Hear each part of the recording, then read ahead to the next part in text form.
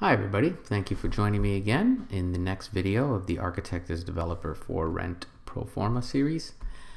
In this video, we're going to be talking about the multi-year tab, which is the last tab down here as part of the whole entire Proforma. This tab looks very complex, but it's actually, and it does have some financial calculations, which I'll admit I've had help with. And for example, calculating IRR and those kinds of things. But good thing for you is you really don't have to do anything here. This is more about just coming and looking and just kind of seeing how your project will perform during the first 10 years. 10 years is a typical time frame that investors look at because usually at a 10-year point, a project is all leased up. It's been leased up for years, and you see a lot of sales at that point. In other words, the building is being sold at the 10-year point, which this scenario will take into effect. So let me go through it, and hopefully it'll make more sense by the time we get to the very end. So, of course, you know, up at the top, you've got your years, your columns 1 through 10, and then over here you've got essentially your income minus your expenses, what's left over, your debt service, and then what's going to go to the investors and you, the developer. So let's go through this. In year one, your income, your potential gross rental income was $193,200. And remember, that's coming from the income and expenses tab. Remember, the rent was $193,200 total. So that gets carried over here. Now, this is going up every year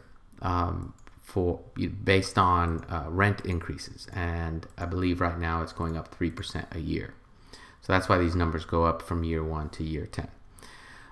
This next row is potential gross miscellaneous income. This is if you have something on your property that maybe you have a billboard or something and you rent it out to somebody, some advertising or whatever. Any other sort of, maybe you rent out the space for a party or something like that, you can throw those numbers in here. So that gives you a total potential gross income number of $193,200, assuming that this is zero, this miscellaneous income. Now, you have to subtract vacancy. The vacancy is essentially people moving out. And so therefore you may have a month here at the beginning of the year and a month at the end of the year where you're not collecting any rent. Typical number to use is 5%. And if you remember, back in the project summary tab, we had a vacancy rate of 5% here. So this number in blue being changed then populates over to here.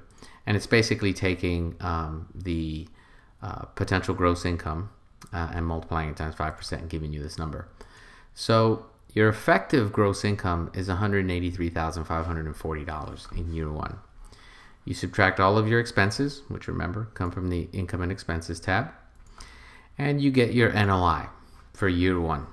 Now, you have $135,000 here, but you have to pay your loan, the takeout loan, the permanent loan. And the debt service is $108,000, basically just a little under just a little over $108,000. And remember, that's coming down. If we go back to the project summary, we have our loan. Remember, they were going to give you the least amount of the three, depending on how the bank evaluates your project. And so you came up with the debt service of $108,390. And remember, that number is essentially the loan times the interest.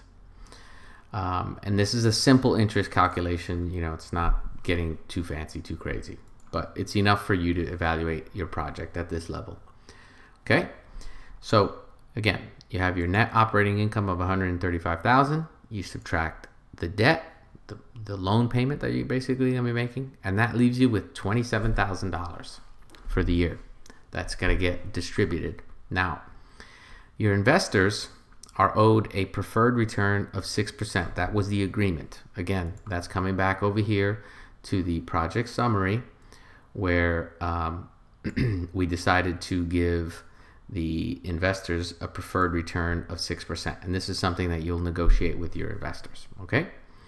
So coming back over here, they're looking for 6% on the money that they lent to the project, which, if you remember from our from our sources and uses tab, is $730,000. Remember, they put up some money when you bought the land, they put up some money during the design and entitlement period, and they put up some money during construction. So all of that money came out to $730,000 basically. So they're looking for 6% on that money.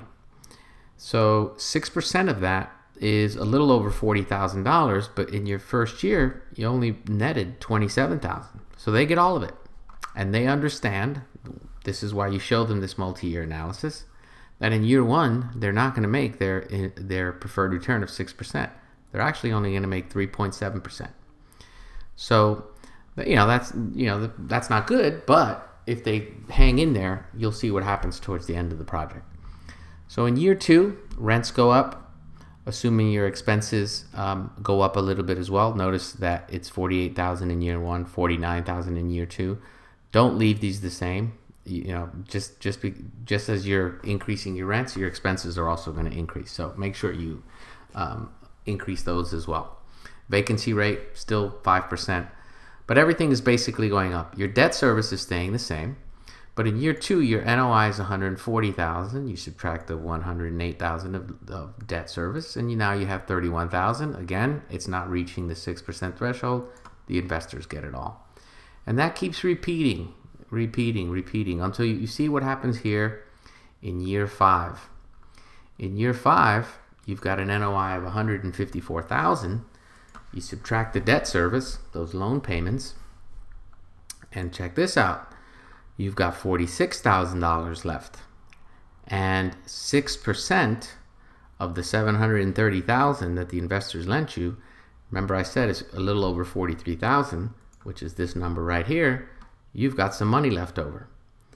That money that's left over gets split between you and the investor. And remember, in the project summary, the developer split was 40%, which means that the investors get 60%. 60 plus 40, 100.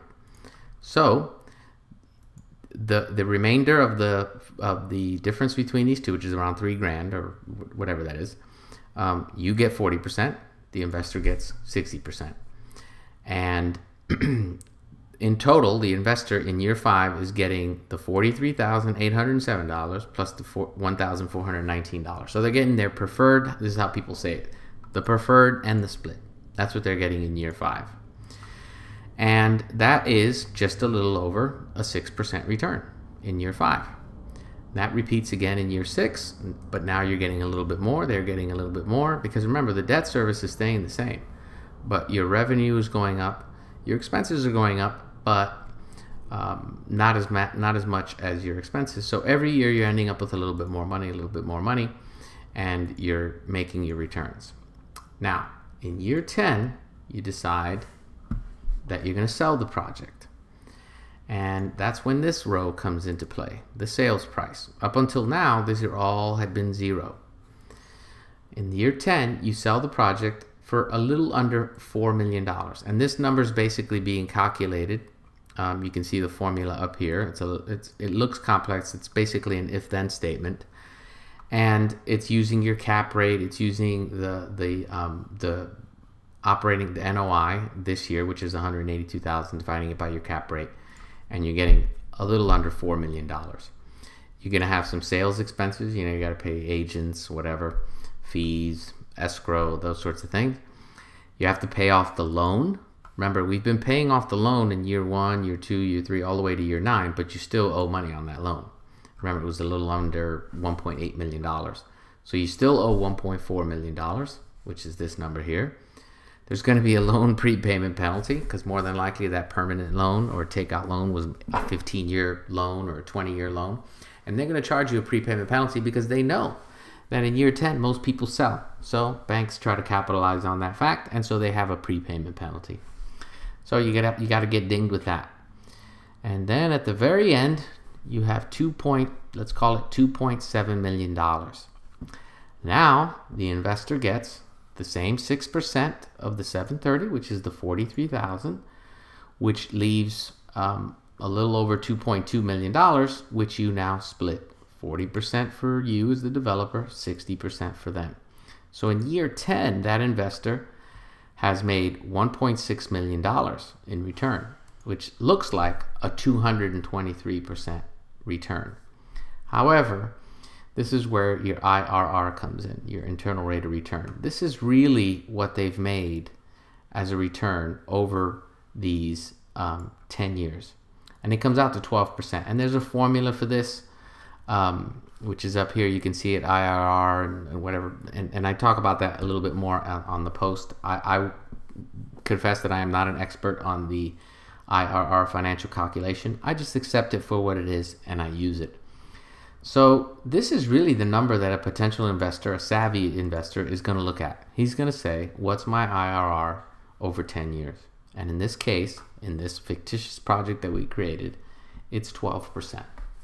So when you present this project to the investor, you say, hey, look, I'm going to create this project. It's going to have these units, studios, office space. It's going to be located here. It's going to be amazing. You're going to design this beautiful architecture, and you're going to be getting these rents. And in year 10, I'm going to return to you this amount of money, and you're going to make 12% over these 10 years.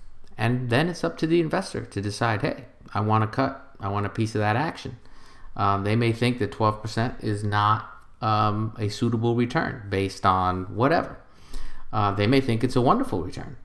It's really up to the investor. But that's essentially what this tab is showing you. It's an analysis. It's probably the tab that the investor is going to care about the most.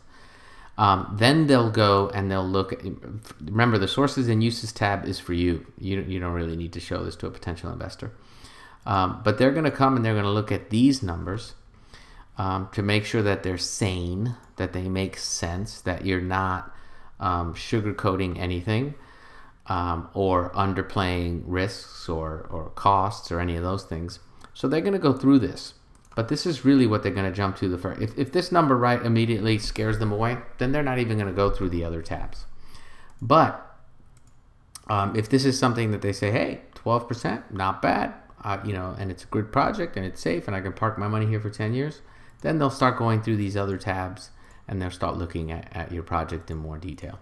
So you need to really familiarize yourself with each one of these tabs, of course.